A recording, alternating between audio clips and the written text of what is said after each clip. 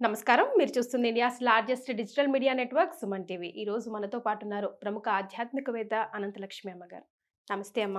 నమస్తే తల్లి. అమ్మ, ధనుర్మాసం. ఈ ధనుర్మాసం ప్రత్యేకత ఏంటి? అలాగే ఎలా ఉపయోగించుకోవాలి? ఎలాంటి ఫలితాలొస్తాయి? ధనుర్మాసం సూర్యుడు ధనుస్సు రాశిలో ఉండేటటువంటి మాసాన్ని ధనుర్మాసం అంటారు. హుహు. మనకున్న చైత్రం నుంచి పాల్గొనం దాకా ఉన్న నెలల్లో ధనుర్మాసం పేరు లేదు. మీరు గమనించారో లేదో? హుహు. లేదు కదా! చైత్రం, లేదు. వైశాఖం, జ్యేష్టం, ఆషాఢం, శ్రావణం, భాద్రపదం, ఆశ్వీజం, కార్తీకం, మార్గశిరం, పుష్యం, మాఘం, ఫాల్గుణం అంతేగా? అయిపోయినాయిగా. హ్మ్. ఈ ధనుర్మాసం ఏమిటి? అవేమో సు చంద్రుడు పూర్ణిమ నాడు ఏ నక్షత్రం సమీపాన ఉంటాడో దానికి అటు ఇటు ఉండే చెరో పక్షం, చెరో 15 రోజులు ఆ మాసంగా చెప్పేటట్టు ఉంటుంది. హ్మ్. ఇది సూర్యుడు ఏ రాశిలో ప్రవేశిస్తాడో దాన్ని బట్టి ఉంటుంది. హ్మ్. అది చంద్ర సంబంధం, ఉండదు. ఇది సూర్య సూర్య సంబంధం. సంబంధం. ఓకే. సూర్యుడు ధనుస్సు రాశిలో ప్రవేశించి మళ్ళీ మకర రాశిలో ప్రవేశించడానికి వెళ్ళే వరకు ఉన్న 30 రోజుల్ని మనం ధనుర్మాసం అంటాం. ఇది మామూలుగా అయితే మనం నిత్య కృత్యంలో హ్మ్. చాంద్రమానాన్నే పాటించినా, హ్మ్. ఈ మళ్ళీ సౌరమానాన్ని కూడా పాటిస్తూ ఉంటాం గనక కొన్ని సందర్భాల్లో, ఎందుకంటే రెండింటి యొక్క సమన్వయం ఉంటేనే మనకి పరిపూర్ణంగా కాలం యొక్క స్వరూపం, స్వభావం అర్థమవుతాయి. కనుక దాన్ని అనుసరించి పాటించేటటువంటిది ఈ సౌరమానం. హుహు. దాంట్లో ధనుసు రాశిలో సూర్యుడు ప్రవేశించినప్పటి నుంచి మళ్ళీ మకర రాశిలో ప్రవేశించేదాకా ఉండే 30 రోజులు. హ్మ్. ఇది ప్రత్యేకత ఏమిటి అంటే ధనుస్సుకు ఉండే సంకేతం ఏమిటి? ఎక్కుపెట్టిన విల్లు. యెస్. గోడకి తగిలించిన విల్లు కాదు. హ్మ్. ఎక్కుపెట్టిన విల్లే ఉంటుంది. హ్మ్. అంటే ఈ నెలలో మనం ఏం చేసినా మన సాధన ఎక్కుపెట్టిన వింటి నుండి ఆకాశం వైపుకు దూసుకు వెళ్ళేటటువంటి బాణంలాగా వేగంగా వెళ్ళిపోతుంది. ఓహ్! ఇట్లా ఇట్లా ఇట్లా వంకర్లు తిరగదు. స్ట్రెయిట్‌గా బాణం ఎప్పుడు పక్కకెళ్ళదు కదా! మరి. ఇలా స్ట్రెయిట్‌గా వెళ్ళడానికి వీలుగా ఉంటుంది. కనుక సాధన బాగా చేయడానికి అనువు. దానికి తోడు పగళ్ళు చల్లగా ఉంటాయి. వేడి ఎక్కువ ఉండదు. ఎంత సాధన చేసినా అలసిపోవడం గానీ, హ్మ్. శరీరానికి చెమట పట్టడం గానీ, శక్తి జారిపోవడం గానీ ఇవేమీ జరక్క సుఖంగా సాధన చేసుకోవడానికి అనువుగా ఉంటుంది ఈ ధనుర్మాసం. ఈ దృష్టితో గనక మనం చూసినట్టయితే. హ్మ్. సూర్యుడు భూమికి ఎక్కువ దూరంగా ఉండే కాలం కూడా ఇదే. ఇదే. యెస్. అందువల్లే కదా చలి ఎక్కువగా ఉంటుంది. పగళ్ళు తక్కువగా ఉంటాయి. రాత్రులు ఎక్కువగా ఎక్కువగా ఉంటాయి. ఉంటాయి. అందుకని ఈ సమయంలో చాలా చక్కగా సాధన చేసుకునేటటువంటి వీలుంది.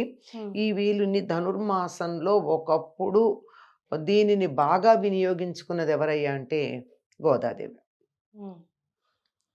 ఈవిడ విష్ణు చిత్తుడికి కుమార్తెగా లభించింది. హ్మ్. అంటే తులసి మొక్కల దగ్గర పాదు చేస్తూ ఉంటే తులసి తోటలో నుంచి భూమిని చీల్చుకుంటూ వచ్చి ఆయనకి లభ్యమైంది. ఓహ్! ఆయనకి పిల్లలు కావాలన్న కోరిక కూడా ఎక్కడా లేదు. హ్మ్. విల్లిపుత్తూరులో ఉన్నటువంటి వటపత్రశాయి అంటే మర్రాకు మీద పడుకున్నటువంటి వాడు కరారవిందేన పదారవిందం ముఖారవిందే వినివేశయంతం వటస్య పుత్రస్య వటస్య పత్రస్య పుటే శయానం బాలం ముకుందం మనసా స్మరామి అని చెప్పేటటువంటి బాలముకుందుడు పటపత్రశాయిగా మర్రాకు మీద పడుకున్నటువంటి దిశమల పిల్లవాడుగా ఉన్నటువంటి రూపం విల్లిపుత్తూరులో ఉంటుంది. హ్మ్. అతన్నే తన సంతానంగా భావించుకుంటూ ఉన్నటువంటి భట్టనాథుడికి ఈయనకే విష్ణుచిత్తుడు అని పెరియాళ్వారిని బిరుదాలున్నాయి. హ్మ్. ఆయనకి కుమార్తెగా లభించినటువంటి ఈ బాలిక తండ్రినడిగి కాత్యాయని వ్రతం విశేషాలు తెలుసుకుని అంటే ఆయన ద్వారా తాను ఉపదేశం పొందినటువంటిదై హ్మ్. మార్గశిర మాసంలో వచ్చే పూర్ణిమ నుండి హ్మ్. అంటే ధనుర్మాసం దీనికి సంబంధించింది. సౌర సూర్యుడిని అనుసరించి పాటించేది, చంద్రుడిని అనుసరించి మార్గశిర మాసం. అక్కడి నుంచి మొదలుపెట్టి నెల రోజులు భగవంతుణ్ణి నిద్ర లేపుతూ రిపీట్ అమ్మా. నెల రోజులు చెలులను నిద్ర లేపుతూ భగవత్ సేవకు వెళ్దాం రమ్మని పిలుచుకెడుతూ ఉంటుంది. హుహు. ఒక్కొక్క రోజు ఒక్కొక్క పాసురాన్ని చెప్పింది. హ్మ్. అక్కడి నుంచి వచ్చిందేనమ్మా ఈ పాసురాలన్నీ? పాసురం అంటే అదే. హ్మ్. పాసురం అనేటటువంటి పదం తమిళంలో ఉండే ఒక ఛందస్సుగా మనకు ఉత్పలమాల, చంపకమాల, ఆటవెలది, తాటగీతి ఉన్నట్టే వాళ్ళకి పాసురం అనేటటువంటి ఒక ఛందస్సు ఉంది. హ్మ్. అది కూడా హ్మ్, ప్రాతమిళం అంటారు. అంటే ప్రాచీనమైన తమిళం. ఓకే. హ్మ్. ఆధునిక తమిళం కాదు.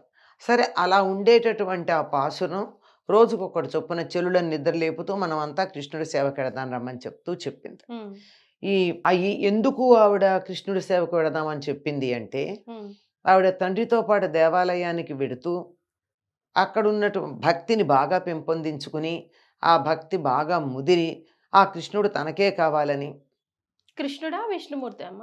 కృష్ణుడు ఓకే. కృష్ణుడు తనకే కావాలని, ఉమ్, ఎలా కావాలంటే తనని భార్యగా స్వీకరించాలి, ఆయన తన భర్త అని భావనతో ఈ ఉమ్, పాసురాలు చెప్పింది. ఉమ్, చివరికి ఈవిడ భక్తికి, ఈవిడ చేసినటువంటి సేవకి, పూలందించాలని పడుతున్నటువంటి తాపత్రయానికి, వీటన్నింటికి లొంగిపోయి ఆయన ఆవిడతో వివాహానికి అంగీకరిస్తాడు. ఉమ్, ఉహు, ఆ వివాహం జరుగుతూ ఉండగానే రంగనాథ రూపంలో, ఇక్కడ విల్లిపుత్తూరులో ఉన్నవాడు పసివిల్లవాడు, ఉమ్, మర్రాక మీద ఉన్నవాడు. కానీ ఆవిడికి నచ్చిన రూపం ఏదంటే విష్ణుమూర్తి యొక్క రూపాల్లో శ్రీరంగంలో ఉన్న కస్తూరి రంగడు రూపం నచ్చింది. ఉమ్, అందుకని ఆ రంగణ్ణే భర్తగా కోరుకున్నది. ఆ రంగడే వచ్చి ఈవిని వివాహం చేసుకుంటాడు. వివాహం చేసుకుంటున్న సందర్భంలో ఈవిడ సశరీరంగా ఆయనలో లీనమైపోయింది. ఉమ్, అంటే ఈ భౌతిక శరీరంతో పాటుగా కృష్ణుడిలో లీనమైపోవడం జరిగింది. ఓ, ఆవిడ చేసినటువంటి ఈ వ్రతం ఈ నెల రోజులు ఉంది గనక అందరూ కూడా ఈ నెలంతా ధనుర్మాసం అనగానే గోదాదేవి పూజలు చేయాలి అని అనుకుంటారు. దీనికోసం తెల్లవారుజామునే బ్రాహ్మీ ముహూర్త సమయానికే నిద్రలేచి గోరువెచ్చని నీళ్లు లేదా దరిదాపుల్లో చెరువులు కానీ కాలువలు కానీ ఉంటే అక్కడ వాటిల్లో నీళ్లు ఉమ్, ఆ మాత్రం వేడెక్కేదాకా ఇంట్లో నీళ్ళని వెచ్చపెట్టి అంతవరకే ఉమ్, వాటితో స్నానం చేసి చక్కగా అలంకరించుకోవడం కృష్ణుడికి చాలా ఇష్టం. చక్కగా అలంకరించుకుని వీరంతా గోదాదేవి చెలులు కలిసి కృష్ణుడి సేవకు వెళ్ళారు. ఉమ్. చెలుల్ని ఎందుకు నిద్ర లేపుతూ ఉంది అంటే ఆహా, ఏ- మనం ఏం చేయాలో చెప్తున్నారమ్మా. ఉమ్, ఇప్పుడు మనం ఏం చేయాలో మన ఇంట్లో ఉన్న గోరువెచ్చని నీళ్ళతో స్నానం చేసి ఏం చేయాలని చెప్తున్నారు. మళ్ళీ స్టోరీకి వెళ్ళిపోతున్నారు. ఇప్పుడు మనకి ఏం కావాలి? ఇప్పుడు మీరు అది చెప్పారు, నిద్ర లేపి అందరినీ కలిసి తీసుకెళ్లారని చెప్పారు. ఇప్పుడు మళ్ళీ ఏం చెప్తున్నారంటే మనం ఇంట్లో గోరువెచ్చని నీళ్లు మన అందుబాటులో బావి ఉంటే ఓకే అని లేకపోతే చెప్పమంటారా? అది చెప్తున్నారు. మళ్ళీ స్టోరీలోకి వెళ్ళిపోతున్నారు. నేను మన ఇంట్లో బావిలో ఉంటే అది పెట్టుకోమనలా, అసలు జనరల్గా అట్లా మనం స్నానం చేసి మనం ఏం చేయాలి ధనుర్మాసంలో అని చెప్తున్నారు. అది చెప్పాలా, గోదాదేవి గురించి చెప్పాలా? గోదాదేవి చెప్పేశారు.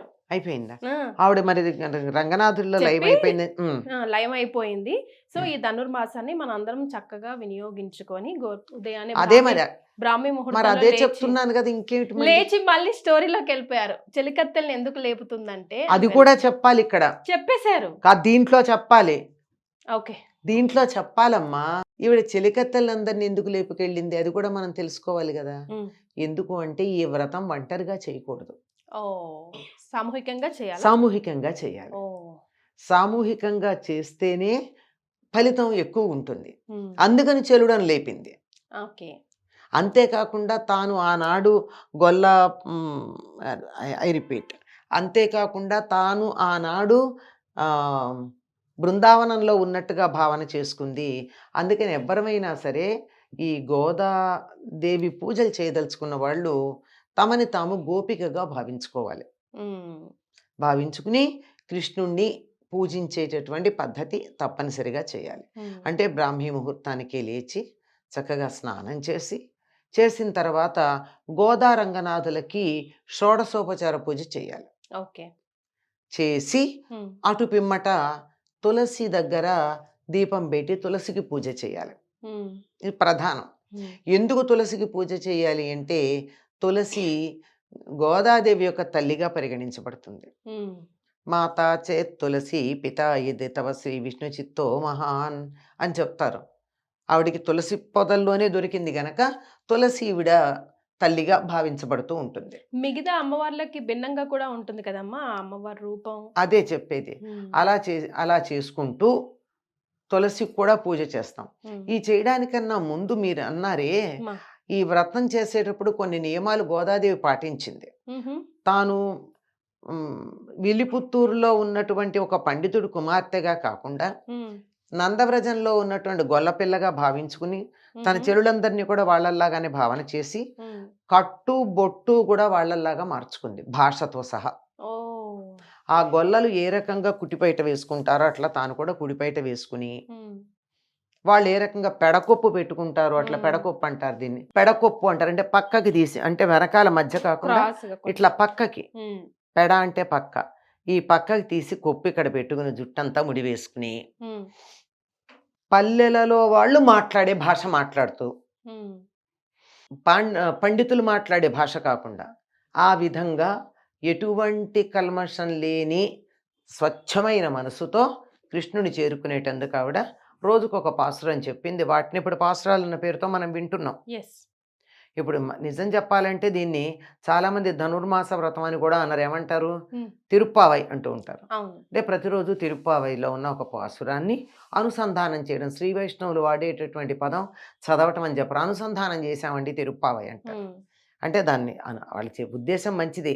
అనుసంధానం చేయడం అంటే అది చదివి అర్థం తెలుసుకుని ప్రాక్టీస్ ఆచరణలో పెట్టడం. ఉమ్, ఆ విధంగా తులసి దగ్గర పూజ అయిన తర్వాత ఉదయమే తిరుప్పావైని, అంటే ఆవిడ తెల్లవారుజామున చదివింది, మనం తెల్లారుజామున చదవగలమా అన్నది ఎవరికి వాళ్ళు ఆలోచించుకోవాలి. ఉమ్, తులసి దగ్గర కూడా పూజ చేసి, ఉమ్, సాధారణంగా ఈ వ్రతం చేసేటటువంటి వాళ్ళు తిరుప్పావైలో ఆనాటికి సంబంధించిన పాసురాన్ని ఉమ్, అనుసంధానం చేసుకుంటారు. ఉమ్, అంటే గోదాస్తుతి చేస్తారు. ఉమ్, ఆ తర్వాత మొదటి శ్లోకం చదువుతారు, మొదటి పాసురం. ఉమ్, తర్వాత ఈనాటి పాసురం చదవటం, తర్వాతది కూడా చదవటం.